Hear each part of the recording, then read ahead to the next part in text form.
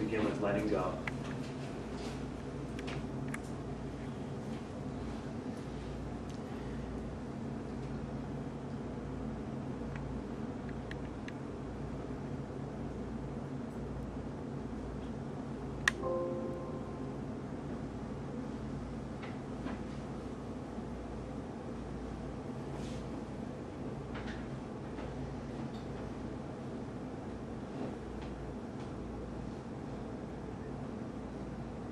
Alright, everybody, let's all get here now, okay? Let's let go of everywhere else we're at in our minds. Let's let go of any other place, any other point of interest, preoccupation, distraction. Let's be all here.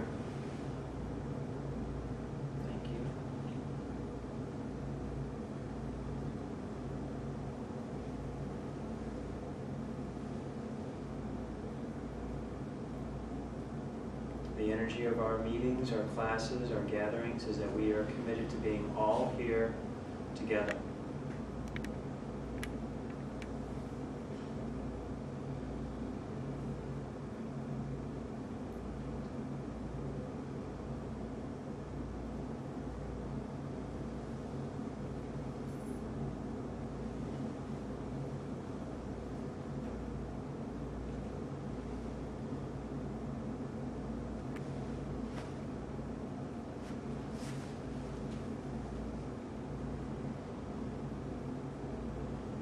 Go deep into your expiration.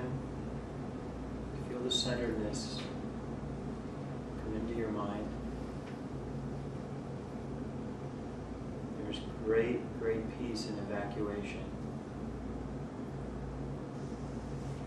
That's what your expirations begin to symbolize. It's just an evacuation, almost like allowing a force of gravity to just draw everything out of you, bless you. Creating a space, a vacuum, to be filled by the inspiration. Expire, release preoccupation. Create the vacuum for inspiration.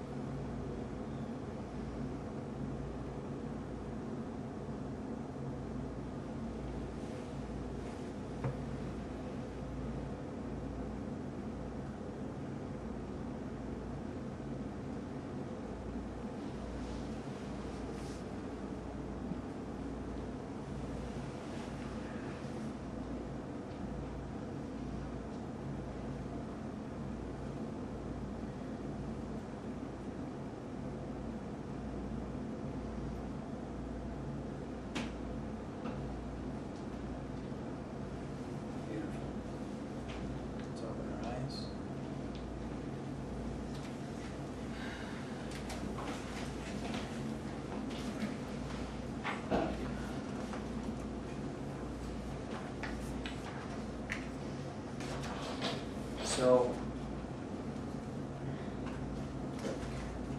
we had an interesting week of humanity, have we not? We had some interesting events. We've been really practicing and being open to this whole experience of death, haven't we? We've really been embracing it and studying it and releasing emotion around it. And then we have an experience like what happened in Orlando, where we have just an act of what appears to be just completely senseless killing. 55 people or 50 people or whatever it ends up being. And I know what I'm going to say is, as it does many times, is going to shift you in some different ways, but I just want you to hear, okay? Hear the words and let the truth of it give you peace. Instead of hearing it and saying, that sounds insensitive, hear what I'm saying and why I'm saying it. So what came to me as I prayed and meditated on 50 people being lost and the reaction that it had, okay? was that the reason it had such a reaction was because that group of people died in a very small period of time. So we were drawn to the loss in the period of time. Okay, but what we forget, okay, is that murder, okay, loss of life brought about by another human being against another human being. The number of people that died in Orlando pales in comparison to the number of people that die every day. It's just because the incident brought it into such a compact space that we had such strong emotional responses elicited from that. So what I did was I just put some basic numbers together to show you something, okay? So this is just, the first set of numbers I'm going to give you are just these numbers that have occurred in the US, okay, in 2016, okay? So in 2016, which we're only 5 months into 2016, we're getting into our 6th month. There has been 7,627 people lost in homicide in our country alone. I just want you to compare that to the 55 number, because I'm going to start making, and again, I'm not making that 55 number insignificant because I do not value human life. I'm giving it perspective to what is happening every day in our species. Okay? And why, if the numbers I give you today, just these numbers, don't give you a deeper purpose to practice what you're doing with me every day, I don't know what could be a better motivator, but let's just start with these. I don't think anyone in this room will need any more than that. Domestic violence, 663 people have died this year alone of domestic violence. That means that most likely they died at the hands of someone that they knew and that they thought even loved or cared for them at one point in their life. Talk about a disconnect, right? Murdered by gun, 5,218 people this year alone in this country. Okay.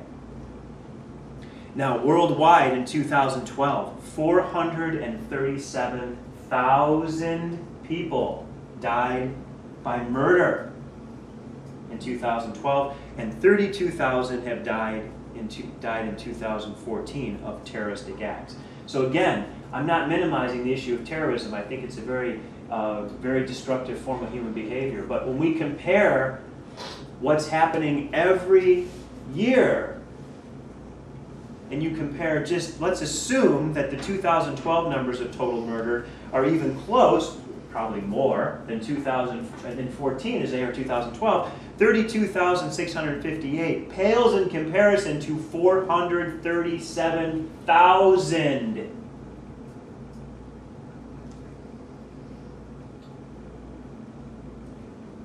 This type of death, this type of loss of life, it isn't going anywhere, is it? People want to have this experience with this incredible loss and tragedy, and they want to have a very strong visceral response to it, which is normal. But the reality is, this is a part of humanity. It has been a part of humanity. It continues to be a part of humanity. It is not about a single act where we experience loss of life and tragedy. It is about an ongoing human behavior pattern that has been going on in our species since the very beginning of its invention and continues. This is not something we can get overexcited about in a single moment. This is not something that will be fixed by a simple memorial, although these things are very important to help these incredibly torn up people grieve the loss of someone they love that did nothing wrong. But course correction of this behavior is going to require a group practice. Which means not only do we have to practice being as loving, accepting, peaceful, and compassionate as we can, we have to set intention. We have to pray for the current and future murderers in this world. We have to pray for them. We have to practice for them because they are unable to practice for themselves right now. We have to take the control that God gives us to change their minds without them knowing it. They need to wake up one day and say, why do I love people when yesterday I wanted to kill them? Why? What happened? We need to take responsibility for changing their energy, because they are at a current stage in their evolution where they clearly cannot take responsibility for doing it themselves yet, can they? We want to say they can, everybody. I know that's so. We want to say they can, and they should. And we've been saying that about our criminal justice system and our penal system ever since it's been invented, okay? How's it working? Clearly, people are making decisions and making choices where they do not exist. Now, what control do we have over those actions when they happen? None. What control can we as peaceful, loving, conscious individuals take over the situation ongoing? We can practice. And that practice over time by large numbers. Everybody out there who's watching this, tell everybody you know to get involved in what we are doing here. In large numbers, we can make a difference. There are studies that show when meditation was performed by groups of people in cities, crime rates went down. We know it works. Do we want to let go of having the emotional reaction to it and spend that energy doing something productive? Especially those of us who didn't suffer the incredible loss. If my child was killed in that situation, I'm sure I would have an emotional reaction. But for those of us who didn't suffer that direct loss, we need to keep focusing on what makes this world a place where those things don't happen. And it is a transformation in group consciousness that will eventually take over control of their energy and shift them over time. There is no instant gratification in this process. Do you understand? You have to give up the need for instant gratification when you do the right thing to change a big pattern of human behavior, because you will feel very, very disheartened and you will quit. This is a commitment to something that will overall in future generations, maybe 10, maybe 15, maybe 5, who cares, will begin to curb this tide and eliminate this type of behavior that is unacceptable. And this is all we're talking about is murder. We don't even want to go into the numbers like we started to talk about last time that deal with starvation. That's in the millions. We must continue in our practice to connect with the things that make us uncomfortable and give a part of our love to those things to bring change to them. Not because we expect to see it, but because it is necessary. Give your life to what is necessary. Not always what gives you instant gratification. What you know needs to be done to make this world a better place eternally. But this is nothing new. As far as I'm concerned, we've just never realized that we're enlightened enough through intention and focus to bring these things to an end. And so we try and achieve them strictly through the penal system and the judicial system, which is limited. In the same way, okay, we are trying to achieve education of children in faulty family systems in a classroom. The classroom isn't built for that level of disarray and dysfunction. It wasn't its purpose. It wasn't what it was made to do. So we instead bring harder regulations down on teachers, which I can understand. There needs to be accountability, but accountability where there's possibility. You're holding teachers accountable where they're not. It's not possible for them to possibly control the variables. That system is just going to continue to be overstressed, and what's going to happen? The good people are going to leave. How do we know that? Well, look at the medical system. How many wonderful physicians that would have normally practiced into their 70s are now reaching their financial mark in their 50s and saying, I'm done. I don't want to deal with it. Well, medicine in a way created its own monster. It created a lot of codependence, and it didn't tell people the truth. So people believed they could lie to themselves and medicine would fix them, and medicine loved the control that gave them. Well, now they're changing their mind and realizing, wait a minute, this is out of control. We need people to take care of themselves. Well, you know what? Newsflash, okay? You can take care of yourself better than any doctor. You just have to want to take on the job. If you want the job of taking care of yourself, no one can do it better than you. You might need some information, you might need some guidance, but you are the one that's living in your body every day.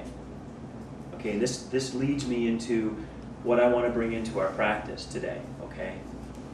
I want to start bringing in some basics of physical accountability into our practice. I want everyone to start drinking an ample amount of water every day as a part of our practice. Remember I told you in the beginning of this, we're bringing our bodies with us. Everyone remember that? Okay. We're bringing our bodies with us through these conscious incarnations that we're going through in our lives. So we need to give our bodies what they need to go through this incredible transformation. Because if they're lacking, they can't heal. And if they can't heal, we can't fully glorify the potential of God within them. So we need to start drinking water. What does that mean? Everybody in this room should drink no less than 2 quarts of water a day. Because it's usually a quart per 50 pounds of body weight, and there's nobody in this room less than 100 pounds. So everyone should try and drink 2 quarts of water a day, okay? Why? Because we are 80% water. And whether you know it or not, your kidneys get rid of a lot more waste than your colon does. So when you don't give your kidneys enough water, you start backing up waste in your system, and that puts stress on the colon, the liver, and everything else. So I want everyone to start drinking water, all right? Next thing is I want everyone to start really, really eliminating refined sugars and carbohydrates. You are never going to reach the full potential of your being if you eat crap.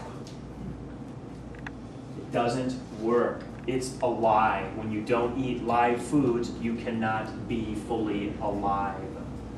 Don't make it complicated. Do I enjoy a little sugar? You darn right I do.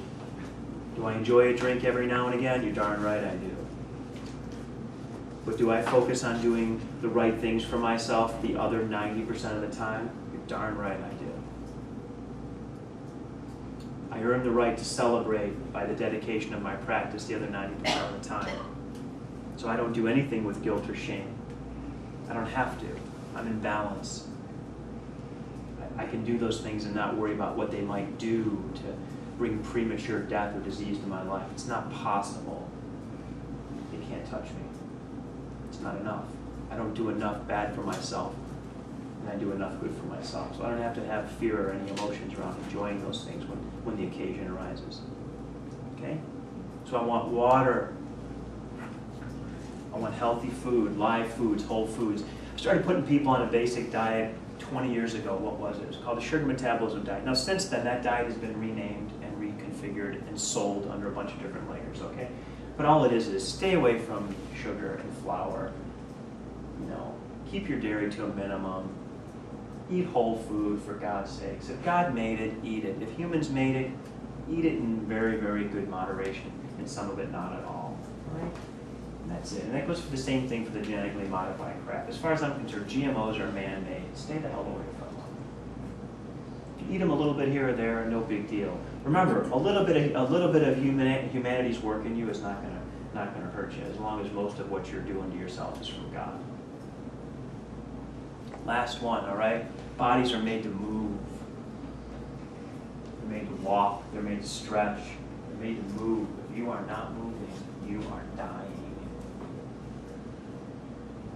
Some people have physical issues, okay? You can always move something. Whatever you can move it, okay? So we need movement, we need hydration, and we need food, okay? Those are a basic part of our, that's like, I'm making it simple, that's all it is, okay? You need movement, you need nutrition, and you need hydration. That's it. There's no way around those 3 things. And if you're not hitting those 3 things on a regular basis, you're just asking for something. You're just asking for something to go wrong. And you need to be an example of those 3 things, okay? Not so you lose weight, not so a symptom goes away, not so you feel better, because it's not a choice. Do you honestly think I wake up every day and I can't wait to come here and do yoga and Tai Chi before I work with all of you? Okay. Remember how I started this class tonight. Who are we doing this for? Are we doing it for ourselves, or are we doing it to strengthen the higher consciousness in the world? Higher consciousness, all right? So don't think that for a second that when you get up every day and you just do something that's good for you, but you're doing it for the good of everything, that all of a sudden someone else is getting out of bed and going, you know what, I need to go for a walk today.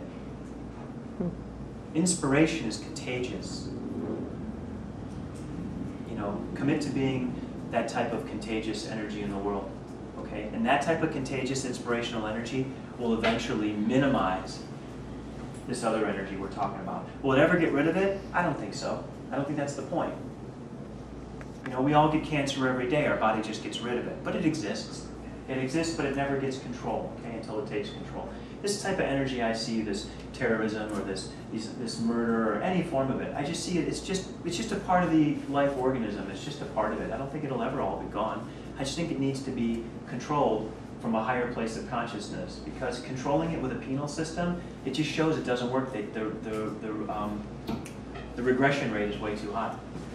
They get out, they do it again, they get out, they do it again, they get out, they do it again, and then the system completely damages the individual beyond repair by other forms. So it just doesn't work. And again, I don't think it's like we do away with it. I think it's necessary. I think Western medicine's necessary in certain situations. Our work is about what can we do? What can we do to go to bed every night saying I did the best I could to make the world the best place I could? And when you can go to bed saying that, that's as good as it gets. There's still going to be murder, there's still going to be starvation, there's still going to be those things, okay? Because the general nature of humanity is that it's a very selfish species. You know, thank God we're moving out of that space and not living in it, but you know, humanity hasn't quite realized that it doesn't need to be that way. So I want to call you all into that place, okay? I want you to start getting those physical habits into your life. A lot of you have them, okay? But if you don't have them, I want you to start integrating them. Because at a certain point, if you don't, it'll be your rate limiting step. It'll be what stops you. It'll be what stops you from, you'll be coming in saying, why am I not seeing my healings continue? Why am I not seeing things go on? All I want you to do is, I don't want to ever use those things as a reason you're not. I just want to say, are you doing the basics? And when I say the basics, that's what I mean. Just do the basics. That way you know if you're doing the basics, is your diet, your hydration, or your movement a reason that you're not receiving a healing? No. Check the boxes. Just get them out of the freaking way so you can just be at peace and know, well, and it's not about doing it 100%. I'm not saying that. It's about just do it so you know you're doing it. Make your best effort. Whatever your best effort is good enough, but just make your sincere best effort. That's all God asks. Just, are you giving it your best shot? If you are, it's great. If you're not, work a little harder. When we look at 437,000 murders in 2012, okay, is there room for improvement? No. So that's why I wanted to start with those numbers. Is that helpful to frame it that way? Is it helpful to not see the unimportance of 50, but instead see the importance of 437,000? And that was in 2012. And that probably doesn't include all the wars, which I bet aren't even included in murder, which, I mean, for God's sakes, there's a more sincere form of murder than war. It's excused because we're fighting each other, so it's okay. It's above the law, but it's clearly murder when you shoot someone, whether you're wearing a uniform or not. So again, it's not about making these things make sense. It's not about, well, if God's all powerful, why do these things exist? You know, to me, that's a futile argument. That's not the way to have a relationship with God. It's about, you know what, this is a living organism, and part of its evolution is lower levels of awareness are going to do things that are very narcissistic and selfish and primitive. And as it evolves, it doesn't want to do those things as much, and it wants to give back and look after the overall well-being of the organism. And there's no judgment in one of them being wrong and one of them being right. Whenever that one does things, there's loss and there's pain. And whenever the upper side of the consciousness gives back and brings greater well-being to the organism, there's healing, there's peace, and there's love. That's just the way it is, guys. So instead of finding a problem with it, be a part of the solution and know that you're minimizing it as best as you can. And stop looking for a reason not to believe. Stop looking for a reason to be disappointed. Stop looking for a reason to give up. Stop looking for a reason for instant gratification. Just do what the heck is right and get on with it. then you'll have peace in your heart. And that's what it's about. You can know you did what you could. I looked at the notes from last time, and I want to start with some questions. I want to just do a little bit of something different. I want to start with some questions, and I want to leave this open to anybody. What has been anyone's result or experience after they've come up for a healing? I want people to talk about what their experience has been since they've come up. Or, in the case of the last class, what did they experience as a part of that healing that we all did together? Who wants to share an experience with that? I know that I'm not the only one that had an experience last week. So who had an experience when they were here? Andy? Well, first of all, I felt a lot of heat generated. And mostly when you were in the center. And still felt that heat when you weren't in the center, but for myself it was flowing a different direction. It was flowing inward instead of outward. When I was in the center? Well, it was flowing outward when you were in the center. But when the other folks that were in there to be healed, I could feel it reverse direction. Okay. It's pretty powerful, isn't it? And the best thing about Andy is, Andy's, and I don't think I'm making an assumption, Andy's not into this stuff. He's getting into it, he's a part of it, he's enjoying it, but it isn't like Andy's like some 20-year Reiki master that I'm aware of anyway. He's really having a very sincere, I love it, a very sincere, naive experience, which means he's really honest about what he's picking up.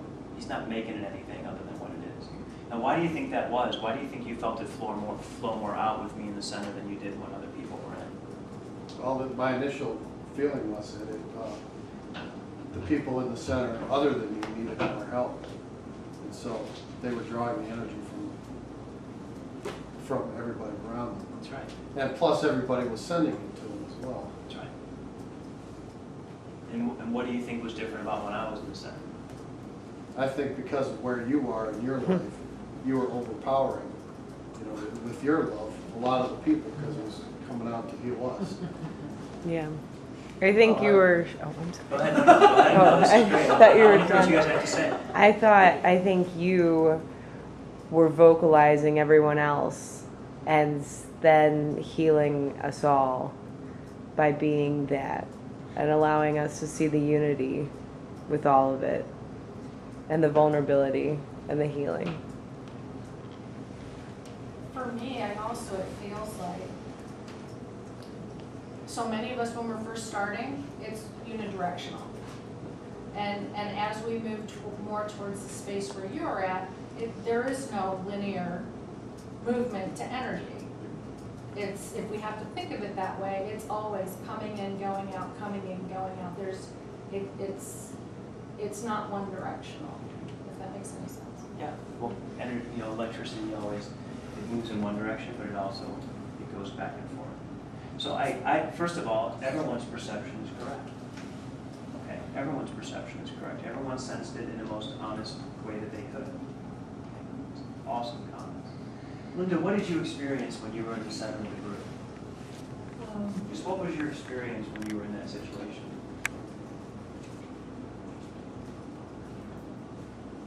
To be in such a loving group of strangers, who to me were strangers, and to get the energy and just the faces to see, to help me get a better sense of faith. Yeah. It was incredible. Wasn't it? And you can be honest.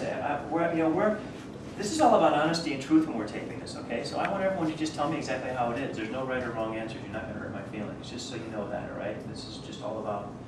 Did that experience in any way play a part in you, even in a small way, coming back this week to be a part of the group again? Oh, absolutely. Okay? Absolutely. That just makes me want to cry.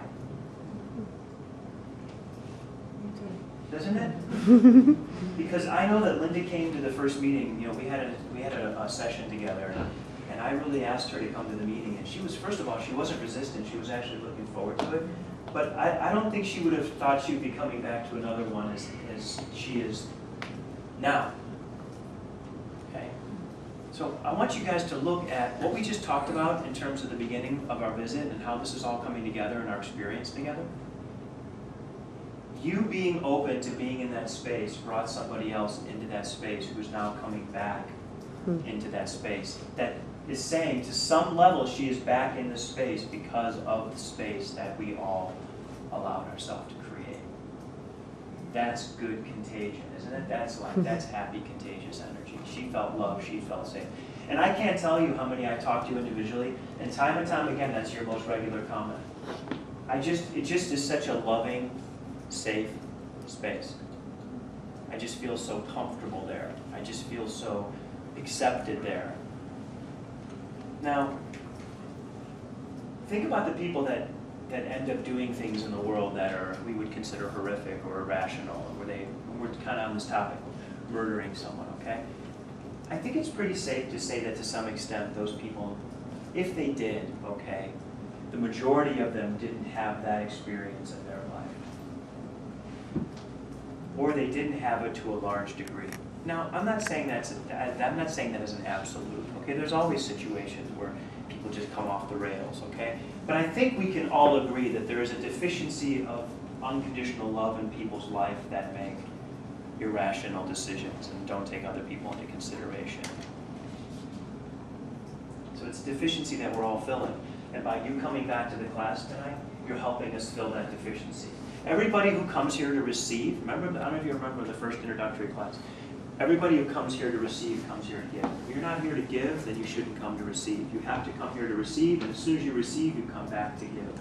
And that's what Linda's doing. When I walked in the room and walked out in the patio, Linda had a big smile on her face, she gave me a big hug. She was happy to be here. Right? Absolutely. And that's her giving now. She didn't come with a sad look on her face. Not to say she hasn't had moments of sadness. Not to say that there's nothing wrong with her body anymore, or she's not dealing with any issues. But she came here, she has a smile on her face, she's happy to be here. She is giving. She is in the role of the giver. Is she still going to receive? Heck yeah, she's going to receive. Do we receive as a giver? Heck yeah, we receive as a giver. But we have to instigate that intention of, wow, that was amazing for me. I want to come back and be that for other people that are coming. And we have new faces in our class tonight. And we have people that are new to this class. You know, Beth, who has been in the practice with me for many, many years, and she's back from out of town, and she gets to experience this, you know. And I need to say, I was watching him on YouTube, and when I watched last week's, I cried because I wanted to be here. I needed to get the energy of the group. Isn't that amazing? I mean, do you guys see what we're doing? And I say what we're doing. When I say that, do you see what we're being guided to do and the effect it's having on individual lives? And these are just the ones that we're aware of. Remember that. The people that we're aware that we're causing change in are infinitesimal compared to the actual amount that we are affecting. Our ego just wants to pick up the ones that we've had an effect on. But what's really happening is much, much bigger than that. So I had a meeting with some people on Friday about the nonprofit, and we're putting it into motion, developing mission statements and so forth. And this woman that is an angel brought another angel into my life, and she was giving me the insight on how the easiest way to reach the most people is to use the nonprofit that we're going to create to assist all the other nonprofits in programming and touching people's lives. That's going to be the best way to do it. That nonprofits that serve people are looking for programming to help them with other people. And so, again, it's a beautiful thing of we're not going to have to reinvent all the wheels, that God is putting things in our lives so that this can be done and we can then touch groups that will then touch people. That's all just in another week. Kathy? Yeah, I had a really interesting experience. First of all, the first time I met with you, I came out of here giggling. And the joke is I thought I was coming here to give up sugar. And that's like the least of it. But I always feel lighter. I feel more buoyant. I effused all over Facebook last week because I was just feeling Awesome. this love. I'm feeling this love. And then I was on Facebook after that event. And this one person was, and everyone's having an argument, and one person was saying, well, I bet it's Obama, blah, blah, blah, it's got to be political. And all I said was, why does it have to be political? Why can't we just focus on love? And usually when you say something like that to someone, you get an argument back. She came back and she said, Catherine, you're right, I apologize. Wow. That was so small and it was so big. It is. The truth, when said from a place of love, has an infinite effect. You know, and that's why even in our last class, when words were coming through me, it was like, you know, there's nothing religious about breath. Like, let's get rid of the things that separate us. Let's get rid of looking at things in the way that separate us, you know. Let's look at it in terms of one living organism. So, anybody else? Lily, I want to ask you, what was your experience when you were in healing? Because I want to tell you, Lily is really unable to have anyone touch her arm because she's going through some things with her arm. And when she stepped into that and everyone put their arms out and started to touch her, I want you to tell me what that was like, because I could tell, I didn't say anything because I could tell in you were like, oh no, I don't want anyone to, like, you wanted to be there, but I could feel like a part of you was like, and I watched Chaz reach out and touch your hand. That's right. So tell me what happened, Lily. What was your experience? Just tell us what you saw. I was overwhelmed. I mean, I couldn't speak. And I thought about that later, and I thought that there was so much love coming in, and I'm gonna try to cry again, that how could I reciprocate? How could I possibly? That's awesome. That's great, Lily.